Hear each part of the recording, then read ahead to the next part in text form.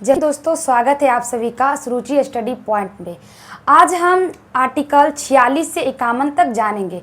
किसके बारे में जानेंगे? डीपीएसपी में जो हमारा कुछ अनुच्छेद बच गया था, डीपीएसपी में जो हमारा कुछ अनुच्छेद बचा हुआ था उसके बारे में हम पढ़ेंगे। हमने 45 तक आप लोग को बताया था पिछले वीडियो में। मेरा जो इससे पहले का जो वीडियो है उसको जाकर देखिए, आपको डीपीएसपी के बारे में पता लगेगा। और आर्टिकल 45 तक हमने पूरा कंप्लीट करवाया है। देखिए बाबू, हम लोग अधिकार के बारे में पढ़ रहे हैं। हम लोग क्या अधिकार के बारे में जान रहे हैं और पढ़ रहे हैं। इसके पहले हमने मूल कर्तव्य के बारे में पढ़ा, मौलिक अधिकार के बारे में पढ़ा, फिर हम लोग क्या आपका डीपीएसपी पढ़ रहे हैं, अधिकार के बारे में पढ़ रहे हैं। डीपीएसपी हम लोगों को ऐसा अधिकार देता है, कुछ कुछ ऐसी प्रावधान देती है जिससे हमको क्या मिले? सुरक्षा मिले। क्या मिले? सुरक्षा मिले। हमारा मौलिक अधिकार है वो भी क्या मिलता है लोगों को? हम मौलिक अधिकार और डीपीएसपी में आप लोगों को अंतर बताए थे कि जो डीपीएसपी है क्या वाद योग्य नहीं है, आप न्यायालय नहीं जा सकते हैं। लेकिन जो हमारा मौलिक अधिकार है जिसे यूएसए के संविधान से लिया गया, उसके तहत जो भी बात मौलिक अधिकार में कही गई है, वो बात को अगर मेरा बात को कोई नहीं मानता है या हमारी मौलिक अधिकार को किसी प्रकार से ठेस पहुंचती है या कोई छीनने का प्रयास करता है तो हम न्यायालय जा सकते हैं। जैसा कि हमने आप लोग को पढ़ाया है आर्टिकल 19 आर्टिकल 19 में हमने पढ़ाया कि आपको स्वतंत्रता का अधिकार है। क्या चीज़ का अधिकार है? स्वतंत्रता का अधिकार है। लेकिन एक ऐसा न्यूज़ आज हमारे समाज में, मैं आप लोग के सामने एक ऐसी घटना के बारे में बताना चाह रही हूँ थोड़ा सा, उसके बाद हम पढ़ाएंगे कि जब हम जो अधिकार के बारे में पढ़ रहे हैं, जो अधिकार के बारे में समझ रहे हैं, वो अधिकार हमारे लिए सिर्फ पढ़ने योग्य और समझने योग्य है। ऐसा लगता है कि वो अधिकार हमें अभी भी स्वतंत्र रूप से प्राप्त नहीं है। और आपका मन में सवाल होगा कि ऐसा ऐसा बात आप क्यों कह रहे हैं? क्योंकि कुछ ऐसी घटना समाज में हमें देखने को मिल रही है जिससे कि हर एक व्यक्ति अपने आप में बंधन महसूस कर रहा है। आर्टिकल 19 हमें कहता है कि आपको पूरे देश में स्वतंत्र रूप से घूमने का अधिकार है, ऐसा बोलता है ना। लेकिन क्या लड़की लोग अभी भी सुरक्षित है और वह स्वतंत्र रूप से पूरे देश में घूम सकती है? ये सवाल उठती है। बहुत ऐसे लड़की है जो किसी के डर से, किसी के डर से या कोई ऐसा उसके साथ घटना होने की वजह से वो एक चार दीवारी में कैद हो जाती है, जिससे क्या उसका पढ़ाई, उसका जो मानसिक स्थिति है वो धीरे धीरे क्या होता है, वो बिगड़ जाता है। वो ऐसी खाई में चली जाती है जिससे उभरना बहुत ही मुश्किल होता है। ऐसा ही एक घटना है, एक 13 साल की लड़की जो अपने दोस्त के घर गई थी और अपने दोस्त से मिलकर आ रही थी। रात के 8 बज रहे थे। वो टेम्पू चालक के जो भी टेम्पू होता है, जो भी टोटो होता है, उस पर बैठती है और अपने घर की ओर जाने के लिए बोलती है। लेकिन वो जो टेम्पू चालक होता है, वो जो ड्राइवर होता है, वो लड़की को ले जाकर उसको होटल में बेच देता है। और उस लड़की के साथ नहीं भी तो 5 दिन तक 33 लोगों ने मिलकर उसका रेप किया, वो 13 साल की बच्ची को। अब सोचिए हमारा समाज कितना गिर चुका है और हमारा जो सरकार है, हमारा एडमिनिस्ट्रेशन है, वो क्या कहाँ है। हमें जो भी लड़की लोग है उसको कहाँ स्वतंत्र रूप से घूमने को मिल रहा है? नहीं मिल रहा है। और देखिए हमारा जो सरकार है वो ये सारी जो घटनाएं हुई है उस पे क्या फैसला सुना रही है और बहुत मदद कर रही है। इसमें सरकार की गलती कहाँ है? गलती समाज की है। लोग बोलते हैं कि सिर्फ सरकार की गलती है। सरकार की गलती कहाँ से है? सरकार किसी को बोलती है ऐसा करने को? नहीं। लेकिन हमें समाज के लोगों को समझना चाहिए और हर एक व्यक्ति को समझना चाहिए कि नहीं, सभी को समान रूप से स्वतंत्र रूप से जीने का अधिकार है, चाहे वो लड़की को हो या लड़का को हो। सोचिए वो छोटी सी लड़की जिसे पढ़ने का उम्र है, खेलने कूदने का उम्र है, उस लड़की पे और उसके परिवार पे क्या बीत रही होगी। तो अधिकार के बारे में जानना और सिर्फ पढ़ना और समझना नहीं होता, उस पर आप अमल कीजिए और हर एक नागरिक को एक दृष्टि से देखिए। समाज सिर्फ कानून और सरकार का ये जिम्मेवारी नहीं होता है, जिम्मेवारी हर एक समाज का होता है जो उस समाज में रह रहा है कि हम कैसे रहें जिससे हमारा समाज अच्छे से चले। तो ये थोड़ा सा हमने इस जो बात पे है चर्चा किया और हमारा मोटिव कुछ भी नहीं है, सिर्फ यही है कि जो भी लड़की लोग हैं उसको सरकार ऐसा सुरक्षा दे और ऐसी व्यवस्था दे कि वो चाहे कॉलेज और स्कूल या कहीं भी रहे और जाए तो उसे असुरक्षित महसूस ना हो। ये सबसे बड़ा सुरक्षा उसे प्रदान करना चाहिए। और इसके आगे मैं कुछ बोल नहीं सकती। अब हम अपना टॉपिक पे आते हैं क्योंकि आज हमें डीपीएसपी के बारे में पढ़ना है। तो हम स्टार्ट करते हैं अपना क्लास। हमारा जो टॉपिक है आर्टिकल 46। आर्टिकल 46 में कहा गया अनुसूचित जातियों और जनजातियों के लिए आप शिक्षा, मतलब जो ऐसे एससी एसटी दुर्बल कैटेगरी के लोग हैं जिन्हें शिक्षा का आप क्या कीजिए, उनके लिए शिक्षा प्रदान करने के लिए कुछ छूट दीजिए। एससी एसटी और पिछड़े जाति जनजातियों के लिए क्या किया गया, छूट देने का बात कही गई है। हमारा जो भारतीय संविधान डीपीएसपी आर्टिकल किसमें, आर्टिकल 36 में क्या कहा गया है कि आप छूट दीजिए एससी एसटी के लिए। आप देखते होंगे बहुत सारे ऐसे स्कॉलरशिप होते हैं जो केवल एससी एसटी के लिए निकलता है नहीं, बहुत सारा ऐसा स्कॉलरशिप है जिसमें क्या एससी एसटी ही लोग भर सकते हैं फॉर्म। तो कुछ छूट प्रदान किए शिक्षा के लिए। हमारा जो भारत सरकार है वो क्या करता है, राज्य सरकार जो है वो छूट प्रदान करता है। अब देखिए आर्टिकल 47 में कहा गया पोषाहार स्तर जीवन स्तर को ऊंचा करने और तय लोक स्वास्थ्य का सुधार करने का राज्य का कर्तव्य है। देखिए पोषाहार ये डीपीएसपी का था आर्टिकल 47 के दौरान कि हर एक व्यक्ति को या हर एक जितना भी लोग है उसको क्या सरकार पोषाहार प्रदान करे। अब देखिए पोषाहार आपको कहाँ से मिलता है, सरकार देती है। आप याद कीजिए कि आपको राशन कार्ड मिलता है, राशन कार्ड पे आपको दाल चावल गेहूं चीनी ये सब देने का सरकार प्रावधान बनाई है। राशन कार्ड में लिखा रहता है कि आपको दाल मिलेगा, चावल मिलेगा, गेहूं मिलेगा, चीनी मिलेगा। ये सारी बातें लिखी रहती है कि नागरिकों को सरकार ये राज्य उसको क्या देगी, राशन प्रोवाइड करेगी। लेकिन क्या मिलता है, दाल नहीं मिलता, चीनी नहीं मिलती, सोयाबीन नहीं मिलता। दाल और सोयाबीन क्या है, पौष्टिक, इससे हमें प्रोटीन मिलती है। तो पौष्टिक आहार देने का बात कर रहा है सरकार, तो लेकिन अब नहीं मिलता है। कहीं बहुत सारे ऐसे क्षेत्र हैं जहां दाल सोयाबीन वगैरह नहीं मिलता है। तो नहीं मिलता तो इस कंडीशन में हम आवाज़ भी नहीं हम न्यायालय भी नहीं जा सकते हैं कि हमको दाल नहीं दिया जा रहा, सोयाबीन नहीं दिया जा रहा, क्योंकि आप इस पे वाद विवाद नहीं कर सकते। ये आपका राइट नहीं है कि आप न्यायालय में जाइए। तो हमारा जो सरकार है वो क्या कहता है, हमारा जो राज्य है, राज्य का ये कर्तव्य बनता है कि आपके राज्य में जो भी निवासी है, जो निवास कर रहे हैं, उनको आप स्वास्थ्य, उनका जो हेल्थ है उसको सही रखने के लिए, स्वास्थ्य सही रखने के लिए उसको कैसा आहार दे, तो पौष्टिक आहार दे। ये सरकार की रिस्पॉन्सिबिलिटी है, एक तरह से कह सकते हैं वो उसका कर्तव्य है। अब देखिए इसी में आता है कि सरकार का जो कर्तव्य है वो क्या है, पोषाहार स्तर देना। अब देखिए नशीली दवा, नशीली दवा का क्या अर्थ हुआ, जो नशीली दवा है, जो नशीली दवा जैसे ड्रग्स हो गया, बहुत सारा ऐसा नशीली दवा जिससे लोगों को नशा आता है, वैसी नशीली दवाओं को रोकना। क्या करना, रोकना। इससे समाज को इफेक्ट पड़ता है। शराब पे प्रतिबंध लगाना, क्या करना, शराब पीने से रोकना। अब देखिए यही एक क्वेश्चन मेरे मन में भी उठ रहा था और आप लोग को मैं बताना चाह रही थी कि हमारा जो डीपीएसपी है जो क्या है, वाद योग्य नहीं है, आप न्यायालय नहीं जा सकते।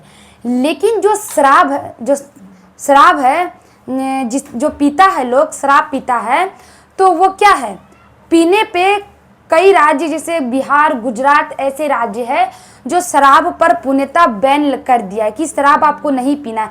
ना ही शराब पीना है और ना ही शराब को क्या करना है, एकत्रित करके रखना है, भंडार बनाना है, नहीं शराब को क्या करना है, बनाना है। ये सारी क्रियाकलाप को सरकार मना करती है। लेकिन अगर हम शराब पीते हैं तो हमको पुलिस उठा कर ले जाती है। कैसे उठा कर ले जाती है? इसमें तो उसका राइट नहीं है पुलिस को उठा कर ले जाने के लिए, क्योंकि हमारा ये डीपीएसपी है, ये आपका क्या बोलते हैं उसको, राज्य का नीति निर्देशक तत्व में कहा गया है कि अगर ये सब बातों को कोई अगर नहीं मानता है या अगर राज्य नहीं मानता है तो आप उसे हथकड़ी नहीं लगा सकते। लेकिन देखिए, जो शराब है, शराब पीने पे प्रतिबंध लगाने से पहले उससे उसका जो कानून है वो विधान परिषद और विधान मंडल में क्या किया गया, पारित किया गया। 1 अप्रैल ये 2016 ऐसे करके लगभग 2016 में ये जो शराब पे प्रतिबंध का जो ये पारित किया गया, नियम कानून पारित किया गया कि जो भी व्यक्ति शराब पिएगा उस पे क्या होगा, कानूनी कार्रवाई होगा। इस पे प्रतिबंध लगाया गया और सही भी है, क्योंकि समाज में ऐसे सभ्य लोग भी रहते हैं और ऐसे लोग रहते हैं जो शराब पीते हैं जिससे समाज को इफेक्ट पहुंचता है। अब कहीं कैसे, अब कोई व्यक्ति है शराब पी रहा है, समाज में शराब पी रहा है, एक सोसाइटी है जहां 10 लोग स्टूडेंट है, वहां के लोग नागरिक जो कुछ सभ्य हैं और कुछ ऐसे लोग हैं जो शराब पीकर आते हैं और हंगामा, फसाद, लड़ाई झगड़ा करते हैं, जिससे कि उनकी जो क्या है, उनमें ये होती है कि उनको परेशानी होती है। वो गालियों का प्रयोग करते हैं जिससे सुनने में वहाँ के लोगों को असहजता महसूस होता है और ऐसी क्रियाकलाप करते हैं जिससे कि वहाँ के जो क्षेत्र हैं, वहाँ क्षेत्र के लोग हैं, उन पे गलत इफेक्ट पड़ता है। तो ये सारी बातों को ध्यान में रखते हुए जो सरकार है वो क्या करती है, 2016 में हमारे जो नीतीश कुमार थे वो शराब पे प्रतिबंध लगाते हैं कि कोई भी व्यक्ति शराब नहीं पिएगा। अगर आप पीजिएगा तो आपको क्या करेगा, उठाकर ले जाएगा, कोर्ट ले जाएगा, थाना ले जाएगा, थाना से कोर्ट ले जाएगा और आपको 3 महीना की जेल हो जाएगी। पहले जुर्माना देकर छोड़ दिया जाता था, लेकिन अब अगर आप शराब पीते हुए, शराब बेचते हुए, शराब को इकट्ठा करते हुए, शराब को भंडार में पकड़ाते हैं, तब आपको क्या होगा, जेल होगा। इसीलिए शराब वराब नहीं पीजिए, अपना जो स्वास्थ्य है उस पर ध्यान दीजिए और एक अच्छे नागरिक बनिए। तो इस तरह हमारा जो आर्टिकल 47 है वो कहता है कि नशीली पदार्थ और शराब पे प्रतिबंध और पोषण आहार, सरकार हर एक जो राज्य है, राज्य हर एक व्यक्ति को पोषण आहार खाना प्रदान करेगा। आर्टिकल 48 के क में कहा गया है पर्यावरण। आर्टिकल 48 और 48 के क में पर्यावरण से रिलेटेड है, कृषि एवं पर्यावरण का संगठन। आर्टिकल 48 कहता है कि आप कृषि को बढ़ावा दीजिए और आप पर्यावरण को मतलब सुरक्षित रखिए, क्योंकि कृषि अगर सबसे मेन मोटिव होता है कृषि। अगर जिस देश का एग्रीकल्चर अच्छा है, जिस क्षेत्र का एग्रीकल्चर अच्छा है, वो देश अच्छा होता है। वो देश कुछ में डेवलप करे चाहे ना करे, लेकिन उसका अर्थव्यवस्था कभी नहीं गिरेगा, उस देश का लोग कभी भूखा नहीं मरेगा। आप कभी सुने होंगे कि किसान के घर में गेहूं चावल की कमी होती है? कभी भी नहीं होता है, क्योंकि किसान जो होता है वो अपना मेहनत से वो दाल चावल गेहूं सब उपजाता है और अपने भी खाता है और पूरे देश को खिलाता है। तो सबसे बड़ा योद्धा और सबसे बड़ा नागरिक मेरे मोटिव से, मेरे मानने से एक किसान होता है जो मेहनत करके अपना मेहनत हर एक कठिनाई से लड़कर फसल को उपजाता है और फसल उपजाने के बाद सभी के पास पहुंचाता है। अगर सोचिए जिस देश में कृषि नहीं होती उस देश में दाल चावल गेहूं बहुत महंगा मिलता है। अगर बहुत भी गरीब है तब पर भी वो मतलब दाल चावल इतना लिमिट में कि वो क्या कर सकता है, खरीद कर खा सकता है या उपजा कर खा सकता है। तो कृषि पे बढ़ावा देना और पर्यावरण को सुरक्षित रखना। अगर आपका पर्यावरण सही है तो आपका जीवन सुरक्षित है।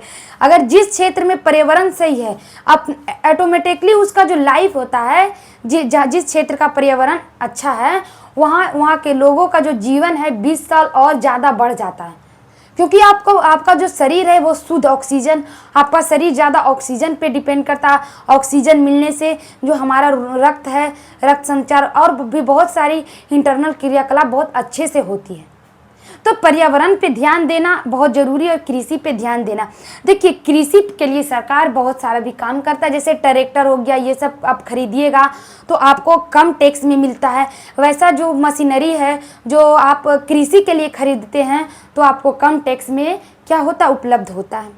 अब आर्टिकल 48 के क में कहा गया पर्यावरण का संरक्षण तथा सावधान और वन्य जीव और वन्य का क्या करना है, सुरक्षा करना है। आर्टिकल 48 के क में कहा गया कि आप पर्यावरण को संरक्षण करें, मतलब राज्य का कर्तव्य बनता है कि वो क्या करे, पर्यावरण को सुरक्षा दे, संरक्षण दे, जिससे पर्यावरण को ठेस ना पहुंचे। और वन्य जीव कहने का अर्थ क्या हुआ, वन में जो जीव रह रहे हैं उसको वन्य जीव कहते हैं। घर में जो लोग रहता है उसको घरेलू आदमी कहता है, घर में रहने वाला है। वन में जो रहता है उसको वन्य जीव कहते हैं। तो आप वन्य जीव को भी क्या दे, सुरक्षा दे। बहुत सारे ऐसे वन्य जीव है जो लापता हो रहे, लुप्त हो रहे हैं, तो वो वन्य जीव को क्या करे, आप सुरक्षा दे। उनका शिकार के लिए रोक लगाता है सरकार कि आप कोई वन्य जीव को आप उसको नुकसान नहीं पहुंचा सकते, उसका आप शिकार नहीं कर सकते हैं। पर्यावरण को आप दूषित नहीं कर सकते हैं। आपका जो गाड़ी है, गाड़ी घोड़ा का ध्यान रखिए, ध्वनि प्रदूषण कम कीजिए। तो पर्यावरण के लिए बहुत सारे नियम कानून सरकार बनाता है। आप पेड़ पौधा को नहीं काट सकते हैं, जिससे क्या होगा, हमारा पर्यावरण पर इफेक्ट पहुंचेगा। अभी आप देखिए ना, अभी का समय क्या है, बारिश होने का। अभी इतना कड़ा कड़ा धूप करता है, लोगों का मोर ही जल जाएगा। तो क्या ये आपका जो क्लाइमेट है वो क्या हो रहा है, डिस्टर्ब हो रहा है। तो इसके कारण आप ही लोग हैं। ओजोन लेयर में छेद होना, ये सब क्या है, आप ही लोग की वजह से हो रहा। सब जगह पेड़ कटवा कर उद्योग, बड़े बड़े उद्योगों का निर्माण करना। अरे आप लोग उद्योग का निर्माण करते तो कुछ ऐसी व्यवस्था करिए जिससे क्या हो, कम वायु प्रदूषण हो तथा कम जल प्रदूषण हो। क्योंकि जो भी कारखाने से गंदगी निकलती है उसको डायरेक्ट किस में मिला दिया जाता है, तो ये जल में मिला दिया जाता है, नदियों में मिला दिया जाता है। तो इससे जल प्रदूषण भी हुआ, वायु प्रदूषण भी हुआ। तो ये सारी बातों को क्या, किसका कर्तव्य ध्यान रखने का, तो राज्य का कर्तव्य ध्यान रखने का। तो समझ में आया, आर्टिकल 48 के क और 48 दोनों हमने आप लोगों को समझाया। अब देखिए आर्टिकल 49 में क्या कहता है, 49 आर्टिकल 49 में क्या कहता है, राष्ट्रीय महत्व के जो स्मारक है, स्थान पे वस्तुओं का संरक्षण। अब देखिए आर्टिकल 49 बोलता है कि जो राष्ट्रीय महत्व के जो भी स्मारक है, जो भी क्या है स्मारक है, उसको सरकार मतलब राज्य का कर्तव्य होता है कि उसको संरक्षण प्रदान करे, जिसके कारण क्या हो, वो मकबरा, जैसे शेरशाह सूरी हो गया, उनका जो मकबरा है, आप लोग देखिएगा अभी कितने काम किए शेरशाह सूरी, उनका मकबरा लेकिन सही नहीं है। लेकिन सरकार का क्या कर्तव्य है कि जितना भी राष्ट्रीय महत्व का स्मारक है उसको आप क्या करें, सुरक्षा प्रदान करें। जैसे लाल किला हो गया, आपका ताजमहल हो गया, कुतुब मीनार हो गया, ये सब जो राष्ट्रीय स्मारक है, बोध गया का जो बौद्ध मंदिर होगी, ये सब की आप क्या करें, सुरक्षा प्रदान करें। तो सुरक्षा प्रदान के लिए किसी न किसी को तैनात किया जाएगा। तो पुलिस और सेना को आप तैनात नहीं कर, सरकार सब लोग मिलकर सोचा कि नहीं पुलिस और सेना को हम तैनात नहीं करेंगे, तो हम तैनात किसे करेंगे, तो CIF जो भी स्मारक का संरक्षण करता है, तो कौन करता है, CISF जो होते हैं वो क्या करते हैं, इसका जो राष्ट्रीय स्मारक को क्या करते हैं, संरक्षण प्रदान करते हैं। आर्टिकल 50 में कहा गया कार्यपालिका एवं न्यायपालिका का पृथक्करण। मतलब क्या होता है पृथक्करण, मतलब अलग अलग, न्यायपालिका अलग है, कार्यपालिका अलग है। क्या है, कार्यपालिका का अपना कार्य करना है, जैसे कि जो भी कर्मचारी वगैरह वो क्या करते हैं, अपना काम करते हैं, अपना काम करते हैं। तो क्या, और अगर वो जो कर कर्मचारी है वो अपना कार्य करने में कुछ गड़बड़ी कर रहा है या कोई तरह का उसको दिक्कत हो रहा है या वो अपना कार्य ठीक से नहीं कर रहा है, तब जो न्यायपालिका है उस पर क्या करेगी, कानूनी कार्रवाई करेगी। तो हम कह सकते हैं कि जो कार्यपालिका और न्यायपालिका अपने आप में दोनों अलग है। कार्यपालिका और न्यायपालिका क्या है, अलग है। कार्यपालिका है जो जिसका जो वैकेंसी वगैरह आता है वो अलग आता है, न्यायपालिका का अलग आता है। क्योंकि जो न्यायपालिका वो बहुत ही बड़ा, हम कह सकते हैं, हम मेरे मोटिव से और एक तरह से हम कह सकते हैं कि जो न्यायपालिका होता है वो अपने आप में स्वतंत्र है। सुप्रीम कोर्ट के तो जो चीफ जस्टिस ऑफ इंडिया होते हैं, जो सुप्रीम कोर्ट के मुख्य न्यायाधीश होते हैं, उन्हें कहा जाता है कि वो एक स्वतंत्र व्यक्ति के रूप में देखे जाते हैं। क्योंकि न्याय करते हैं उनको किसी से ऐसा लगाव वगैरह नहीं होता है। वो क्या करते हैं, उनका काम है क्या, सबूत देखना और न्याय करना। अगर वो उनके अगर परिवार भी हो या कोई ऐसा व्यक्ति है जो उनके नज़दीकी है तब पर भी वो को गुनाह करता है, तो उनको भी वो क्या कर सकते हैं, वो क्या देंगे, तो उचित न्याय देंगे। तो न्यायपालिका अलग है, कार्यपालिका का अर्थ होता है अपना कार्य को करना, न्यायपालिका का अर्थ क्या है, न्याय को सुनाना। आर्टिकल 51 में कहा गया है राष्ट्रीय शांति और सुरक्षा। मतलब देखिए, राष्ट्रीय शांति मतलब क्या हुआ, हमारा जो देश है, हमारा भारत देश बहुत सारे देशों में अच्छा है। अच्छा कहने का क्या है, हमारी जो देश की विदेशी राजनीति है वो बहुत ही अच्छा है, बहुत ही क्या अच्छी है, विदेशी राजनीति है जो बहुत अच्छी है। हमारा जो देश, हमारा भारत देश सभी के साथ दोस्ती और साझेदारी और शांति का क्या बनाता है, रिश्ता बनाता है। जिससे कि अगर हमारे देश में किसी प्रकार की आर्थिक राजनीतिक समस्या आती है तो हमारा जो भी विदेशी देश, जो भी विदेशी के देशों से दोस्ती है वो हमें मदद करती है। तो आर्टिकल 51 यही कहता है कि आप अंतर्राष्ट्रीय स्तर पे शांति बनाकर रखिए। अगर आपके पास कोई ऐसा केस आता है जिससे दो देशों में मतभेद होती है तो आप कोशिश कीजिए कि उसे शांति से सुलझाया जाए और उसमें क्या किया जाए, तो हम कह सकते हैं कि उसको क्या कहते हैं, समझौता कर सकते हैं। आप उसको समझौता कर कीजिए और आप बहुत अपना जो अंतर्राष्ट्रीय स्तर पे संगठन बना सकते हैं, संगठन में भागीदारी ले सकते हैं।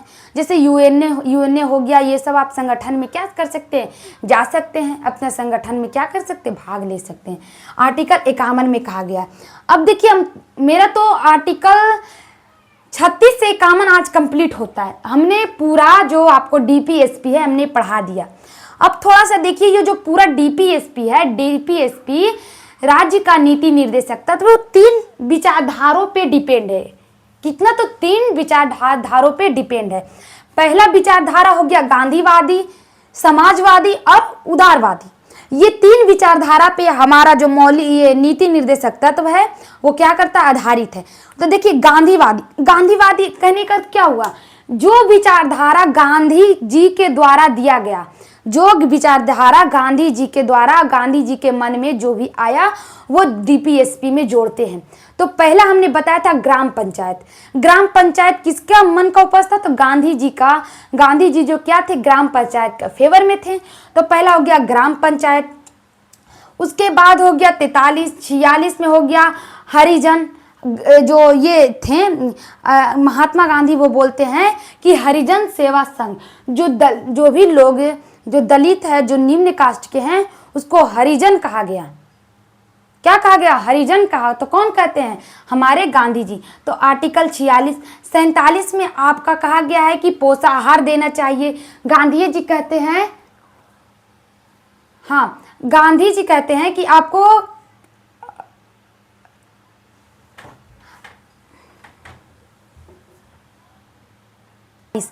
आर्टिकल 47 में देखिए बोला गया है कि आप नशीली दवा और शराब। 48 में देखिए, 48 में कहा गया है कि आप, हमने थोड़ा सा 48 के बारे में, 48 छूट गया था थोड़ा सा समझाने का, क्योंकि पूरा कॉन्सेप्ट क्लियर होना चाहिए।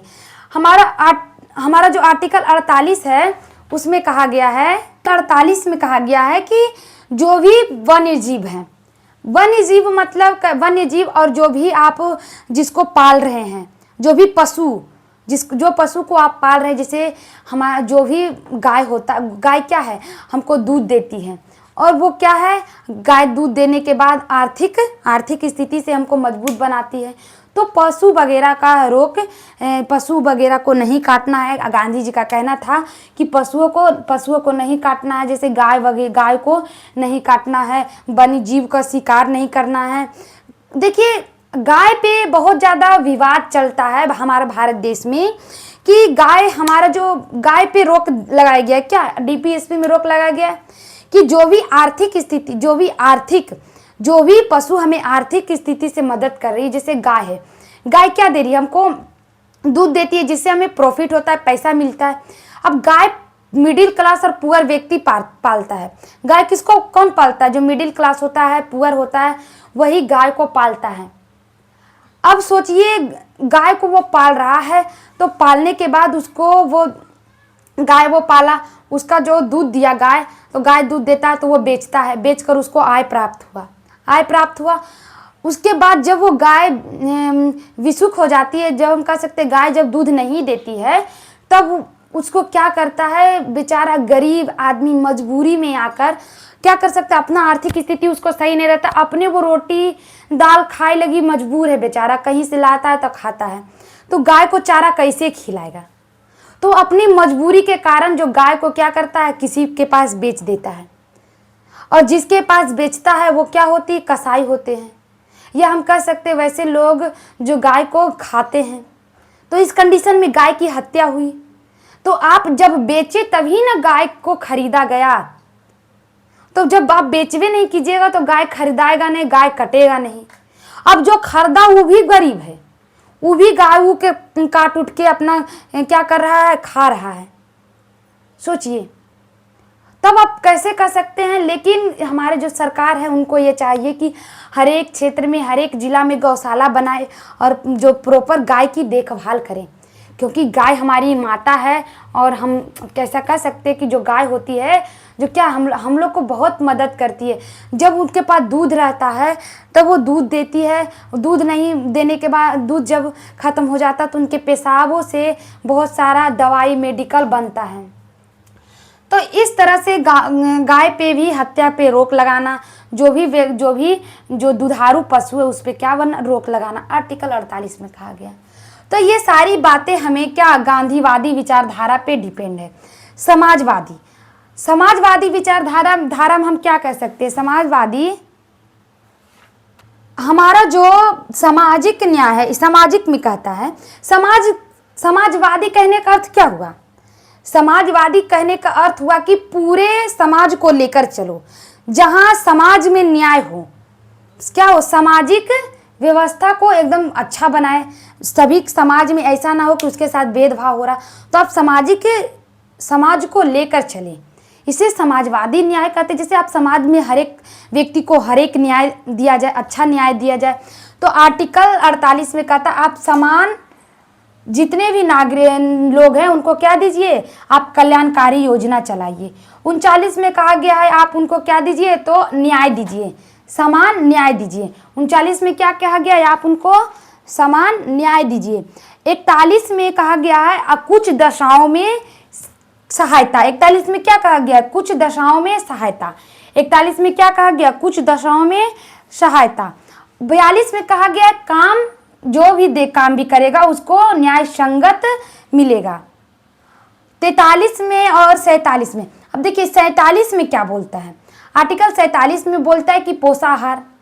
अब आर्टिकल 47 पोषाहार यहाँ भी बोलता है, गांधीवादी भी बोलते हैं, गांधी जी ने भी बोला है कि सभी को पोषाहार और नशीली दवा पे रोक, मदिरापान पे रोक। यहाँ भी बोलता है 47 में कि पोषाहार क्या होना चाहिए, पोषाहार अच्छा होना चाहिए। तो ये 47 समाज के बारे में बोल रहा है कि जब राज्य के लोग, जो भी समाज में लोग रह रहे हैं, वो पोषण युक्त खाना खाएंगे तो वो क्या होंगे, वो स्वस्थ होंगे, तो उसका समाज स्वस्थ होगा। तो वो अपना समाज के बात कर रहा है। फिर देखिए वो कहा कि सभी को न्याय समान मिलना चाहिए, कामों में सबको भागीदारी समान होना चाहिए, सभी को काम समान कामी का समान वेतन दिया जाना चाहिए। तो ये सारी बातें हैं जो समाज से रिलेटेड है। किससे रिलेटेड है? समाज से रिलेटेड है। अब देखिए कुछ उदारवादी मतलब दिमाग वाला आदमी, वो कुछ हटकर सोचता है, माइंड से सोचता है। वो सिर्फ समाज के लिए नहीं और किसी एक क्षेत्र के लिए नहीं, मतलब पूरे देश के लिए सोचता है और वो कुछ बड़ा सोचता है। देखिए जो बुद्धि से सोचता है, दिमाग से सोचता है। आर्टिकल 44 हो गया। आर्टिकल देखिए 45 हो गया। 45 में कहा गया है शिक्षा। 45 में क्या कहा गया है? शिक्षा। और 44 में कहा गया है समान जो नागरिक संहिता, मतलब समान जो भी एक कानून होना चाहिए, पूरा समाज में एक कानून होना चाहिए, पूरे देश में एक ही कानून लागू होना चाहिए। तो ये भी दिमाग के सब सोचा कि अरे नहीं रे, नागरिक संहिता होना चाहिए, मतलब पूरा देश में एक कानून होना चाहिए, दो कानून नहीं होना चाहिए। तो ये भी सोच समझ के फैसला होता है, क्योंकि धर्म और जाति के आधार पर अगर कोई सवाल कर रहे हैं तो हम सोच समझ के करना पड़ता है। 45 में शिक्षा कहा गया। 45 में क्या कहा गया? शिक्षा, मतलब कि आप जो भी 6 वर्ष की आयु के बच्चे को शिक्षा। 45 में क्या कहा गया? शिक्षा, मतलब 6 वर्ष की आयु के बच्चे को लेकर 14 वर्ष की आयु के बच्चे को क्या मिले? शिक्षा मिले। हमने बताया, देखिए ये हमारा मौलिक अधिकार भी है और आपका डीपीएसपी भी है। अब कैसे है ये समझिए। तो 86वां संविधान संशोधन करके इसको उठाकर कहाँ चिपका दिया? 21 के क में। 21 के क में लिखा गया कि जो हमारा 6 वर्ष के 14 वर्ष की आयु के बच्चे को अनिवार्य शिक्षा मिलना चाहिए। तो इस प्रकार से हमारा जो ये शिक्षा का बात बोलता है। 46 में बोलता है कि जो भी SC ST का उसको छूट मिलना चाहिए। 48 के क में पर्यावरण संरक्षण। देखिए अंतर्राष्ट्रीय स्तर पे भी सरकार क्या बोलती है? पर्यावरण के लिए क्या ग्लोबल वार्मिंग, ये हरित क्रांति, ये सब के लिए क्या बोलती है? आवाज़ उठाती है सरकार। तो 48 में पर्यावरण के बारे में कहा गया है। 49 में कहा गया है राष्ट्रीय महत्व। ये भी सोच समझ के लेने वाला डिसीजन है कि SISF का क्या करो, संगठन करो, जिससे क्या करेगा? हमारा राष्ट्रीय इमारत को सुरक्षा देगा। 50 में क्या कहा गया? 50 में कार्यपालिका न्यायपालिका को पृथक करने का। ये सब क्या पढ़ल लिखल जो दिमाग के लोग थे वही सब कर सकते। उदारवादी विचारधारा, जिसके पास क्या हो, एकदम बौद्धिक विकास अच्छा हो। और 51 कहा गया है कि अंतर्राष्ट्रीय शांति पे। तो इस प्रकार से हमारा जो आर्टिकल 36 से 51 कंप्लीट होता है। इसमें सिमिलरिटी आपको दिखने मिलता है। हमारा जो आर्टिकल 12 से 35 है वो भी मौलिक अधिकार है ना, मौलिक अधिकार है। और जो 36 से 51 है वो हमारा मौलिक 36 से 51 डीपीएसपी है, राज्य का नीति निर्देशक तत्व है। जो डीपीएसपी है उसको कहाँ से लिया गया? तो आयरलैंड से लिया गया। और आपका जो मौलिक अधिकार उसको यूएसए के संविधान से लिया गया। मौलिक अधिकार वाद योग है, ये वाद योग नहीं है। मौलिक अधिकार को लेकर न्यायालय में जा सकते, इसको न्यायालय में लेकर नहीं जा सकते। इसको बाद में बनाया गया कि अगर ऐसा राज्य को लगता है कि इसको उठाकर हम मौलिक अधिकार में डालते हैं तो आप डाल दीजिए, क्योंकि जिस समय ये बना उस समय राज्य का आर्थिक स्थिति सही नहीं था। अब जैसे जैसे राज्य अपने आप को सुदृढ़ बना रहा, मजबूत बना रहा, वैसे वैसे क्या करा, इसको संशोधित करके मौलिक कर्तव्य में उसका मेन अधिकार दे दिया जा रहा है। जैसे कि शिक्षा को 21 के क में डाला। तो इस प्रकार आज हमारा जो डीपीएसपी है वो पूरा खत्म होता है। जय हिंद, मिलेंगे नेक्स्ट वीडियो।